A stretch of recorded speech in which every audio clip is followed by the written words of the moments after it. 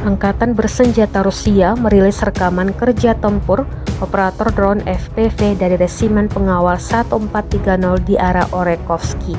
Rekamannya beredar di Telegram pada Jumat 14 Juni 2024. Dalam keterangan unggahan disebutkan operator melancarkan serangan tepat ke ruang galian tempat tentara angkatan bersenjata Ukraina bersembunyi.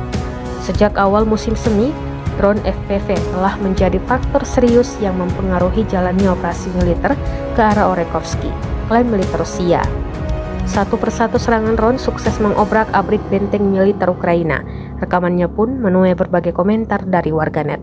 Perang Rusia-Ukraina yang telah berkecamuk selama lebih dari 2 tahun mengakibatkan kerusakan dan kerugian yang besar.